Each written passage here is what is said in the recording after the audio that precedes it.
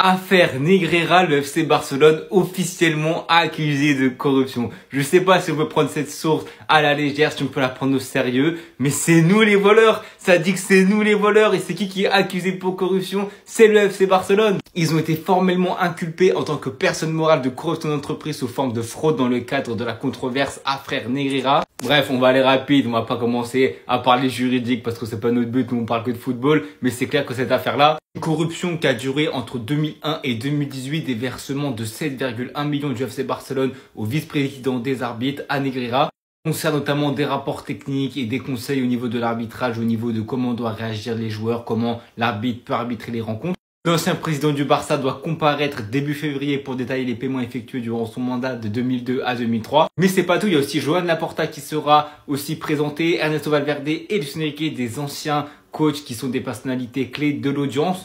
Donc ouais, franchement, une lourde affaire quand même d'avoir un aussi gros club historiquement, avoir eu des faits de corruption dans les arbitres. C'est pas forcément pour influer des scores, mais c'est surtout des rapports techniques. Après, on ne sait pas encore. On sait que les grosses équipes comme ça, c'était il y a quelques années, donc il y a forcément prescription.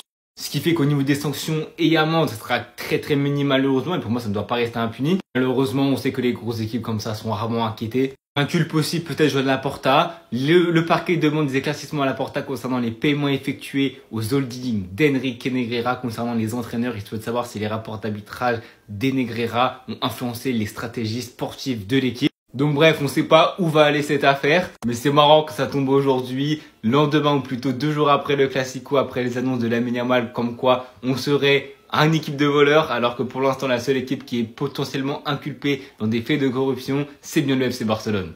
Merci Xabi Alonso. Sur les 5 derniers matchs, 5 victoires. Kerat Almaty 5-0, Villarreal 3-1, Getafe 1-0, Juve 1-0 et le Classico 2-1. Et honnêtement, c'était pas gagné parce qu'on devait avoir une réaction sur la défaite pendant le derby, une défaite très méritée, on aurait pu prendre encore plus cher. On a vraiment été très mauvais et je me suis inquiété, je me suis dit ces prochains matchs, ces 5 prochains, 6 prochains matchs seront décisifs dans la suite de la saison. On a plutôt très bien réagi, on a laissé face à une petite équipe, surtout les 2-3 derniers matchs, une équipe compliquée à l'extérieur, la Juve à domicile en LDC et le Barça. Mais voilà, le job il est pas fini. Alors sans dénigrer les prochaines équipes qu'on va affronter, c'est clair que cette réception de Valence et que ce déplacement à Liverpool, c'est nos 2 prochains gros matchs. Après, c'est quand même beaucoup plus calme. T'as quand même le déplacement au Rayo qui est toujours très compliqué, puis il faut un très gros début de saison. On a Elche, l'Olympiakos, Gérone, et puis on a le Celta Vigo, mais on enchaîne 3 matchs à l'extérieur. Donc c'est clair quand même si c'est des matchs parce que des adversaires beaucoup moins forts que toi, c'est à l'extérieur, c'est toujours un peu compliqué. Mais bon, c'est clair que pour l'instant, on a vu du mieux, on a vu une progression entre le Real quand Xabi le reprend et le Real maintenant. Alors c'est clair que les matchs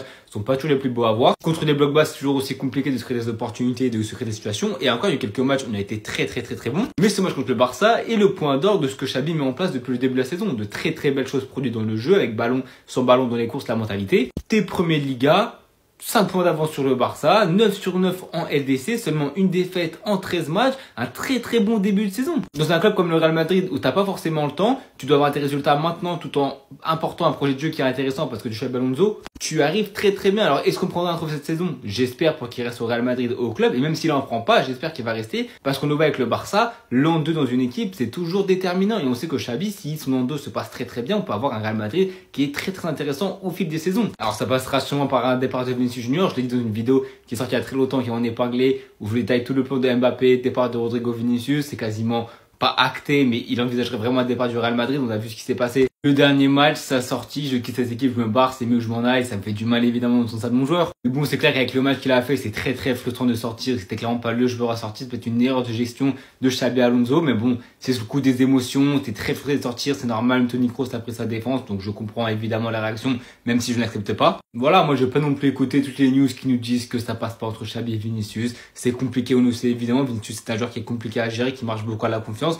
Son début de saison, on le voit qu'il a pas forcément la confiance qu'il a besoin pour performer à haut niveau, et pourtant il fait un assez bon début de saison. Donc bon, il a toujours pas prolongé son contrat, on sait pas encore quelle va être la suite de son avenir au Real Madrid. Moi évidemment j'aimerais qu'il reste. Et on le voit qu'entre lui et Kylian, c'est pas forcément incompatible. Donc bon, c'est pas de quoi il fait l'avenir, mais c'est clair que pour l'instant, le Real de Xabi Alonso fonctionne très bien avec de très gros résultats contre le Barça et la Juve.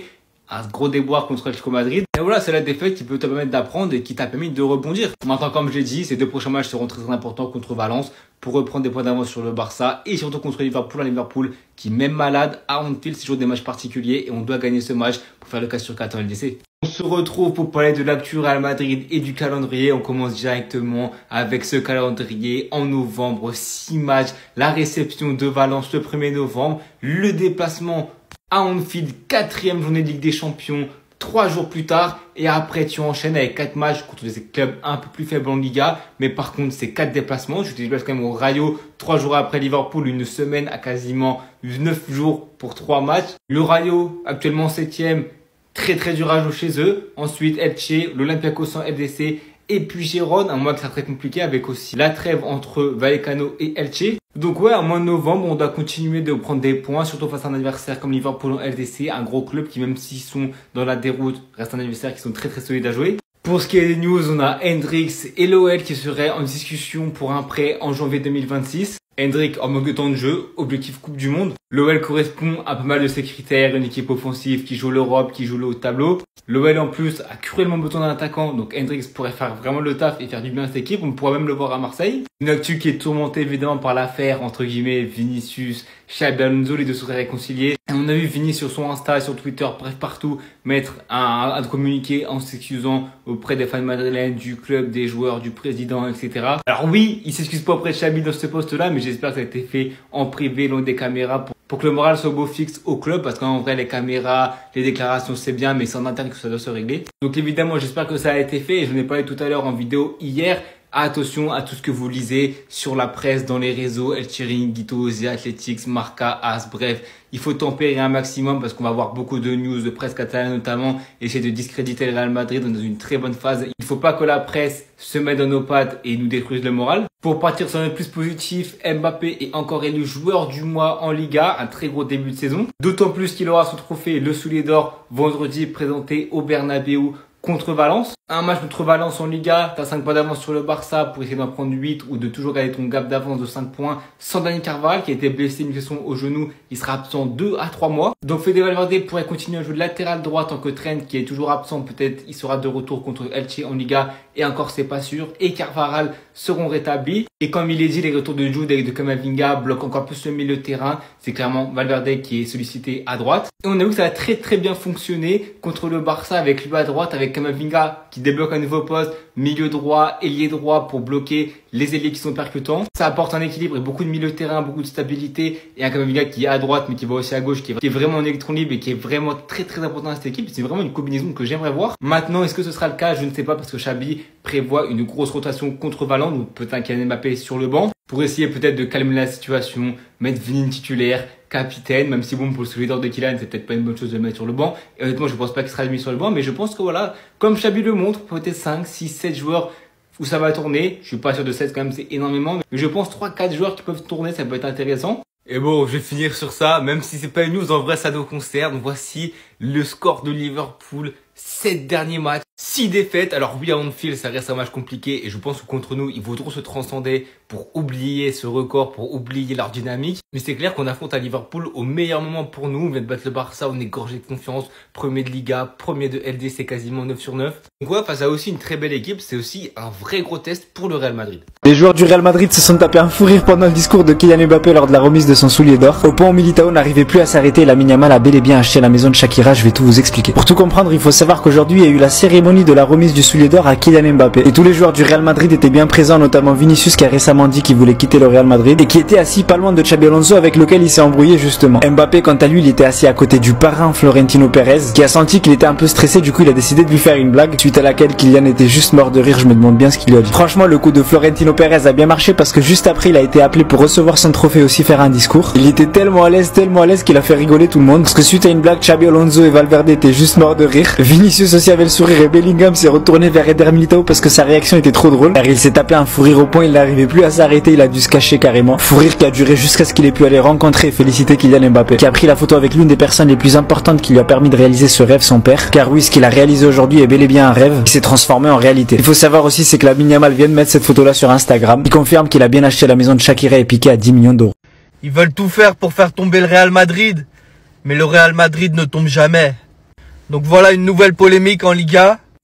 La Liga a de nouveau programmé des matchs qui laissent moins de 72 heures de repos au Real Madrid. Et c'est pas la première fois, hein. Donc le Real Madrid doit jouer le 30 novembre à 21 h contre Girona, à Girona. Et ils enchaînent un match mercredi 3 décembre à 19 h, encore à l'extérieur. 2 déplacements en moins de 72 heures. C'est pas nouveau que la Liga est contre le Real Madrid. Mais vous pouvez même les faire jouer tous les 24 heures si vous voulez. Le Real Madrid est plus grand que ça. Ça m'étonne même pas de la part de Javier Tebas de voir des coups de crasse comme ça par derrière. Mais que ce soit 24, 48 ou moins de 72 heures, le Real Madrid ne tombera pas. Je te le dis, moi. Le Real Madrid est au-dessus de la Liga même. C'est bon? Sur ce, ciao et abonnez-vous.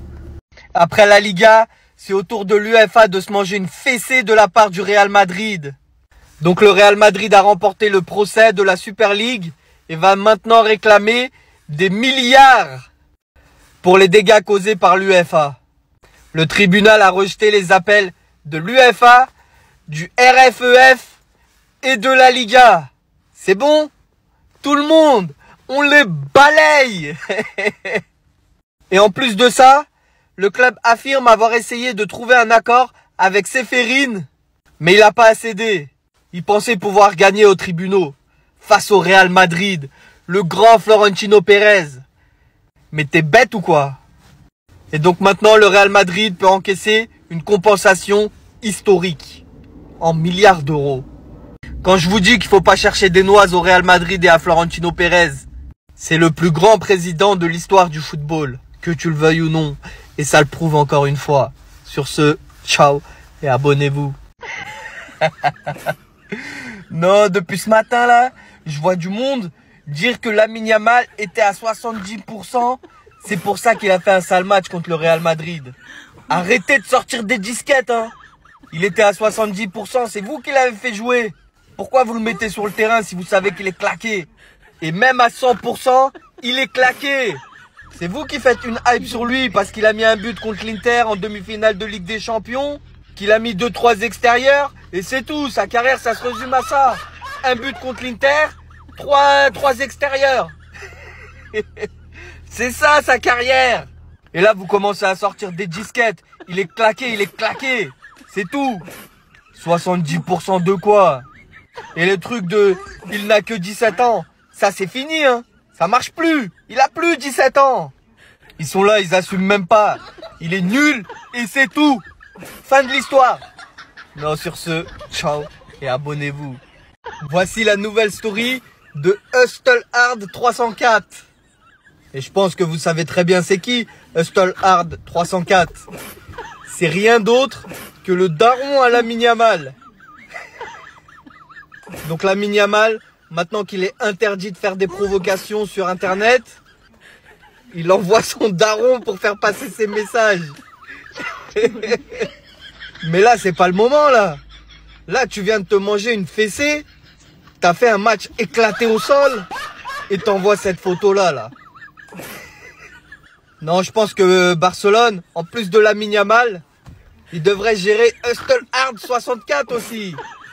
Non, Hustlehard, moi je t'aime bien, mais un peu de tenue. C'est pas le moment pour envoyer ce genre de photos. La couronne, il la mérite pas et il la méritera jamais. Il l'a jamais mérité non plus. C'est bon? Sur ce, ciao et abonnez-vous.